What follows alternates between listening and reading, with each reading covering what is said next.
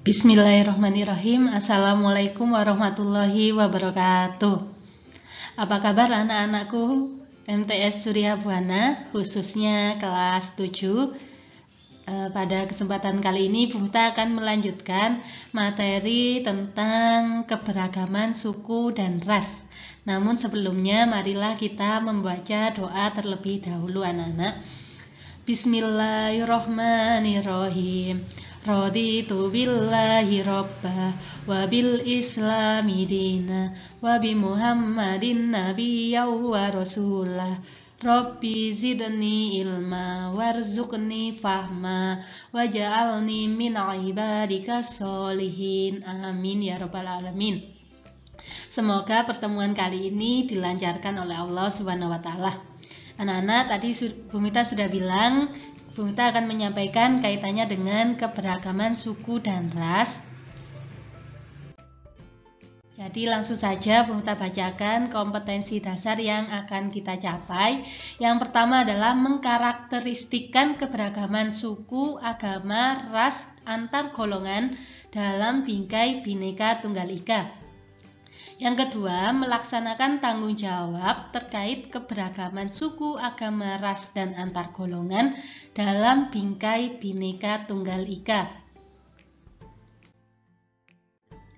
Tujuan pembelajaran pada pertemuan kali ini, siswa diharapkan dapat menjelaskan perbedaan antara suku dan ras. Yang kedua, siswa diharapkan dapat menyebutkan suku yang ada di Indonesia, begitu pun juga ras yang ada di Indonesia. Nah, kemarin Bu Mita sudah menjelaskan kaitannya dengan faktor-faktor yang menyebabkan keberagaman di Indonesia ini muncul. Nah, sekarang Bu Mita akan menjelaskan pengertian dari suku. Nah, ada yang menyebutkan seperti ini, nak. Suku itu nama lainnya adalah etnik. Jadi etnik itu sama dengan suku. Etnik kebudayaan misalnya seperti itu. Nah, di sini Bu Mita mengutip dari Kuncharoningrat kaitannya dengan pengertian dari suku bangsa, yakni beliau menyampaikan bahwasannya suku bangsa adalah sekelompok manusia yang memiliki kesatuan budaya dan terikat oleh kesadaran dan identitas tersebut. Jadi kalau misalnya sudah berkelompok antara manusia satu dengan yang lainnya yang memiliki kesatuan budaya yang sama dan terikat kesadaran dan identitas itu ciri atau jati diri suatu bangsa, maka bisa disebut sebagai suku bangsa tersebut. Ada lagi yang menyebutkan bahwasanya suku bangsa adalah gabungan sosial. Nah, sosial ini artinya antara makhluk yang satu dengan makhluk yang lain tidak bisa dipisahkan. Yang dibedakan dari golongan-golongan sosial karena mempunyai ciri-ciri paling mendasar dan umum berkaitan dengan asal-usul dan tempat asal serta kebudayaan. Jadi yang bisa menandai sebuah kelompok tertentu itu bisa disebut sebuah suku, bisa dilihat dari ciri-cirinya. Ciri-cirinya apa saja? Misal dari bahasanya. Nah, bahasa penyampaian itu bisa dimasukkan dalam ciri-ciri suku bangsa. Loh Bu, kok bisa? Nah, misalnya ada yang menyampaikan enggih Bu, monggo Bu. Nah, itu bisa dimasukkan dalam suku bangsa mana, nak? Iya benar, suku bangsa Jawa dengan bahasanya. Nah, atau pakaiannya. Nah, dia memakai pakaian seperti apa? Kalau Jawa ya memakai pakaian seperti orang Jawa, pakai kebaya dan seterusnya. Yang ketiga, bisa disebutkan suku dengan melihat berasal dari daerah mana. Jadi karena suku ini biasanya identik dengan daerah yang di tempat tinggali atau keturunan dari orang tuanya, seperti itu. Nah, ciri yang mendasari yang Bu Mita sebutkan tadi itu salah satunya. Pertama tadi bahasa daerah sudah Bu Mita singgung.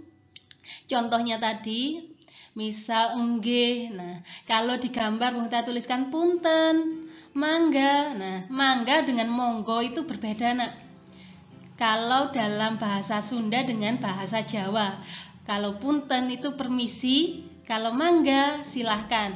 Hanya pengucapannya yang berbeda, maka artinya pun juga bisa tidak sama karena berasal dari suku mana, seperti itu.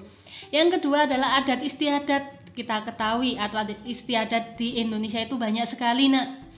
Misal saja kita mengambil dari Bromo. Nah, seperti apa di Bromo adat istiadatnya? Yang ketiga, sistem kekerabatan. Yang keempat, kesenian daerah. Yang kelima adalah tempat asal. Nanti Bung Miftah kupas satu persatu. Suku di Indonesia berdasarkan asal daerahnya kita ketahui, misal Pulau Sumatera, di sana ada suku Aceh, Gayo, Alas, Batak, Minangkabau, Melayu. Nah, sama-sama Sumateranya, tetapi kalau Sumateranya tempat daerah asalnya berbeda, maka sukunya juga berbeda pula. Misal lagi Pulau Jawa, ada suku Jawa, suku Sunda, suku Baduy, suku Samin. Nah, Pulau Jawa juga seperti itu. Nah, misal suku Jawa bisa dari Jawa Timur, Jawa Tengah, itu lebih umum. Tapi kalau misalnya Sunda itu kan bukan Jawa Timur tetapi Jawa Barat dan seterusnya. Pulau Kalimantan ada suku Dayak, Pulau Sulawesi ada suku Bugis, Manado, Gorontalo dan Makassar. Sedangkan Pulau Papua di sini ada suku Asmat dan suku Dani. Nah, ini beberapa suku yang ada di Indonesia kalau dilihat dari pulau-pulaunya. Tetapi nanti kalau lebih spesifik lagi dari provinsinya, maka akan lebih banyak lagi kaitannya dengan suku-suku yang ada di Indonesia. Nanti bisa kalian pelajari sendiri, Nak, macam-macam suku yang ada di Indonesia. Selanjutnya kaitannya dengan keberagaman ras. Nah, ras ini berasal dari bahasa Inggris, race. Menurut Undang-Undang Nomor 40 Tahun 2008 tentang penghapusan diskriminasi ras dan etnis. Nah, diskriminasi itu penyimpangan, Nak. Jadi kalau berbeda tidak mau ditemani itu namanya diskriminasi. Nah, itu kalau kaitannya dengan pergaulan.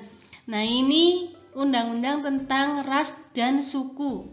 Di sini menyebutkan pengertian dari ras adalah golongan bangsa berdasarkan ciri-ciri fisik dan garis keturunan. Nah, kalau tadi suku itu bisa berasal dari bahasanya, adat istiadatnya, pakaiannya. Nah, kalau ras ini beda lagi, Nak. Yang dilihat adalah ciri-ciri fisiknya.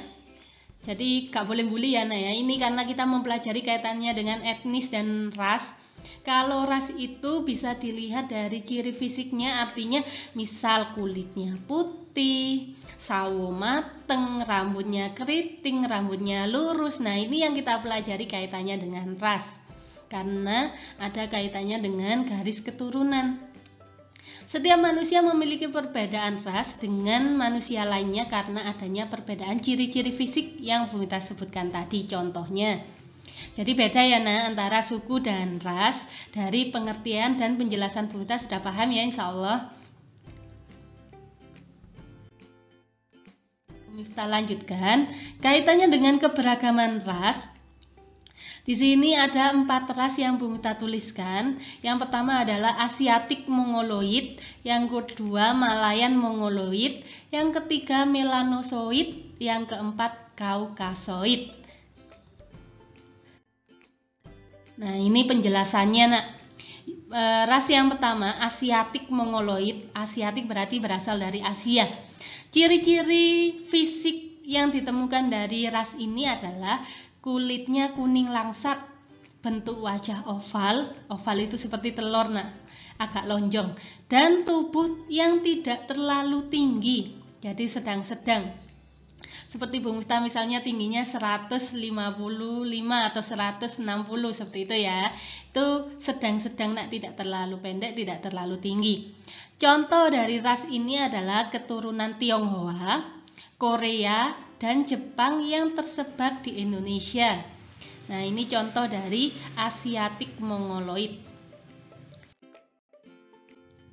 Ras Malayan Mongoloid, ciri-cirinya kulit sawo matang, muka yang bulat, dan bertubuh sedang atau tidak terlalu tinggi. Nah, ras Malayan Mongoloid ini contohnya di Sumatera, Jawa, Bali, NTB, Kalimantan hingga Sulawesi. Yang ketiga, melanosoid. Ciri-cirinya kulitnya hitam, mukanya oval, dan badan yang tinggi. Nah, ini contohnya dari Papua, Maluku, dan NTT. Yang terakhir, ras Kaukasoid. Ciri-cirinya hampir sama dengan yang Asiatik tadi, kulit putih dan kuning, tetapi badannya tinggi, kalau tadi kan sedang-sedang, dan wajah berbentuk hati atau oval. Contohnya di sini adalah orang-orang Hindia, Timur Tengah, Australia, Eropa, dan Amerika yang datang ke Indonesia. Ini kaitannya dengan ras. Tugas kalian dari gambar A, B, C, dan D, silakan kalian tuliskan termasuk ras yang mana dari keempat yang Bung Ta sebutkan. Lalu kalian berikan alasan dengan memberikan ciri-ciri apa saja yang ada dalam gambar tersebut. Misal gambar A ciri-cirinya seperti ini Bu, makanya masuk dalam ras ini Bu. Seperti itu ya nak ya. Gampang kan tugasnya? Silakan dikerjakan di buku catatan kalian. Lalu kalian foto, jangan diketik. Kalian foto, kalian tuliskan, kirim ke Google Classroom. Sekian yang bisa Bung Miftah sampaikan, semoga bisa bermanfaat. Kalau diambil kesimpulan tadi, Bung Miftah telah menjelaskan pengertian dari suku, macam-macam suku yang ada di pulau-pulau di Indonesia, serta ras yang ada di Indonesia ataupun di luar negeri seperti itu. Semoga bermanfaat nak, tetap semangat. Wassalamualaikum warahmatullahi wabarakatuh.